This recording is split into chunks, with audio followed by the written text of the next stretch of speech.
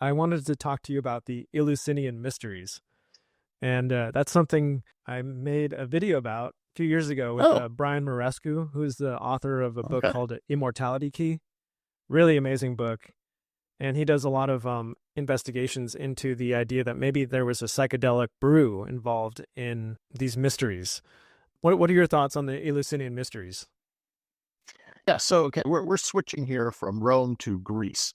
And in the ancient world, generally speaking, there were a lot of what get called cults, but they don't have this sort of modern negative connotation. They're just sort of religions that have a mystery component or something.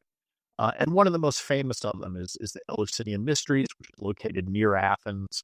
Um, Tons of Athenians sort of participated in these mysteries. And they are the focal point of a lot of speculation, as you yourself have had experience with. And the reason is because, in terms of the actual sources that survive, we simply don't know what happened during them. Okay. There's lots of speculation. We know a few elements, but the core of we don't know. They remain mysteries. And two, they were hugely popular in the ancient world. So lots and lots of people, famous people, took part in the Eleusinian mysteries. So it's fascinating because it was something that was very popular in antiquity and famous, but remains mysterious, just like the name implies. Now, from a kind of just cold-hearted historian's perspective, so what do we actually know about the mysteries? Well, they're somehow related to the Greek myth of Demeter and Persephone. So this is the core myth that kind of explains why we have seasons. So Demeter is goddess of grain and agriculture. Her daughter is Persephone. Her daughter sort of gets kidnapped by Pluto, the god of the underworld. She eats 6 pomegranate seeds. So this means she has to stay in the underworld part of the year, but other parts of the year she can come up.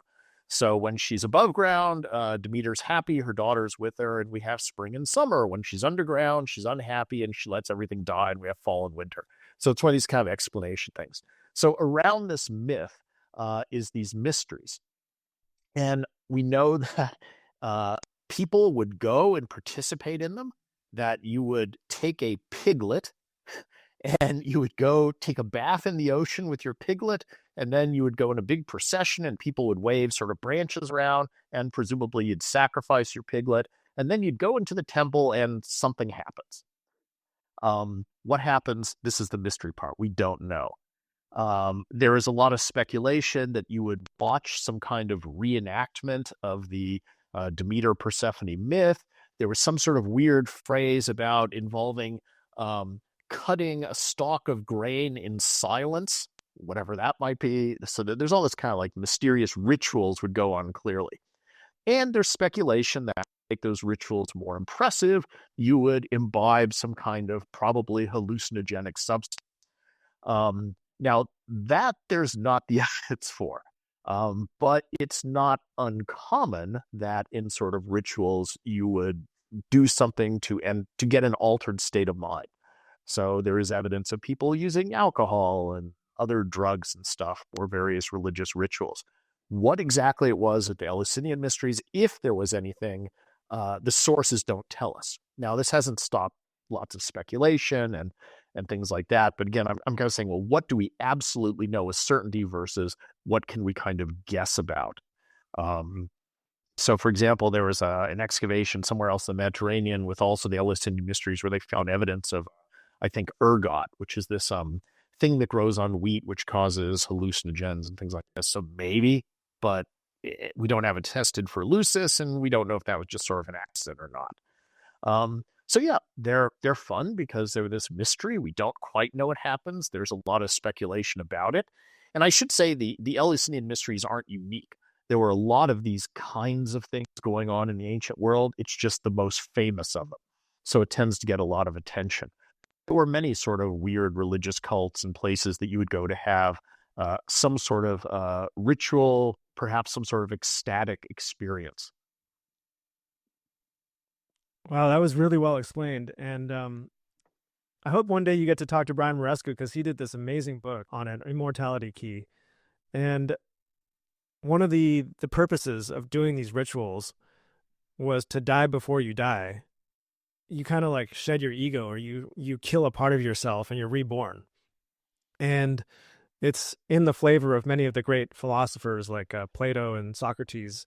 They all did this. They all went through the Eleusinian mysteries. And was the Eleusinian mystery something that was adopted by the Romans?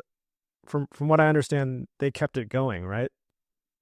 Well, it sort of kept itself going. So it just continued to operate well into the Roman period. And it was a popular thing for Romans to come and participate in as well. And I mean, the whole thing about the sort of, regeneration stuff, I mean, that again stems from that core myth. So of Persephone and Demeter, and it's a myth about, the seasons, which is all about life, death, rebirth, regrowth, right?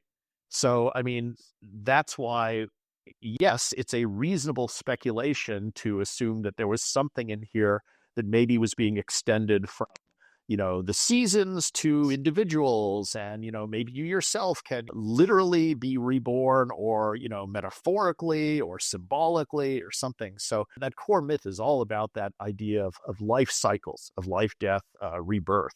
How that translated into the actual mysteries, again, we don't know the details, but clearly something was going on, and that's an extremely compelling idea in, Greco-Roman culture, but all cultures, to speculate about, what aspect of my identity persists after my death? Can things, be reborn, and in what form? And, is there a soul? I mean, these are all the big questions that almost every civilization asks.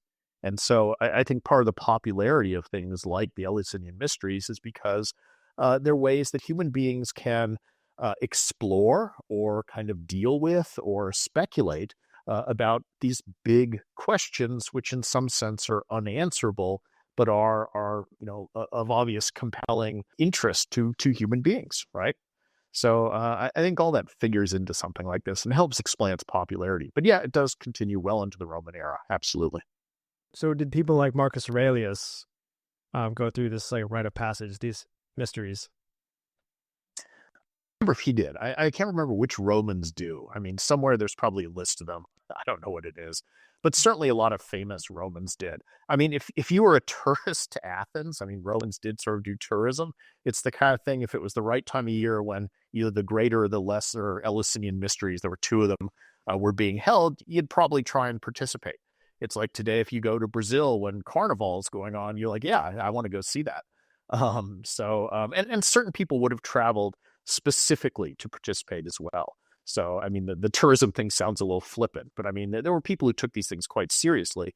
And if you did, you probably would have made a journey to participate in the mysteries. And it was also something we know people did times. So there is a source which talks about that if you've done it, I think 3 times or something, you have some special status. So it's something that people would do not just once sometimes, but repeatedly. Yeah, it really is one of history's greatest mysteries. And it's such a spicy mystery because some of our best known characters throughout history participated in it, and it lasted for so long. Yet you know, people were sworn to secrecy, and we don't know what happened at Eleusis, really. We don't know what they were drinking, and, they would come out a different person. And I love the idea of taking this new scientific approach and doing like forensics there, because I think that's how they discovered the ergot at that one site. And I believe it was Spain. And Yeah. so Yeah. I hope one day they can go to Eleusis and really like sweep the place, and we can get the answers to this mystery someday. Well, I mean, Greece is interesting because the Greek world had a lot of these institutions which lasted for, centuries, over 1,000 years. So the Olympics is another one. That ran continuously for an enormous stretch of time and was a major institution, and one that had a religious component. And we tend to think of the Olympics as a sporting event, but the original Olympics was held at a sanctuary to the god Zeus, and it was a religious festival. And of the 5 days of the Olympics, several of them were entirely consumed by religious rituals, not athletic contests. And of course, one of these Greek institutions that lasts forever and is hugely influential is the Delphic Oracle. So this is this amazing, spectacular site. It's on a cliffside overlooking the Gulf of Corinth. And it's this religious sanctuary that people would go to because it's a place where they believe you could communicate directly with the gods. So it's a place where ordinary people could go pose a question to the god Apollo, and he would answer through his priestess, who is this woman known as the Pythia. And both individuals and states would send embassies to Delphi. And I thought of Delphi when you're talking about the, were they taking some sort of drug at the Eleusinian Mysteries? Because again, one of the big things is the Pythia was supposedly would go into some sort of trance. And then from out of this trance-like state, she would give an oracle. She would deliver her answer to the supplicants.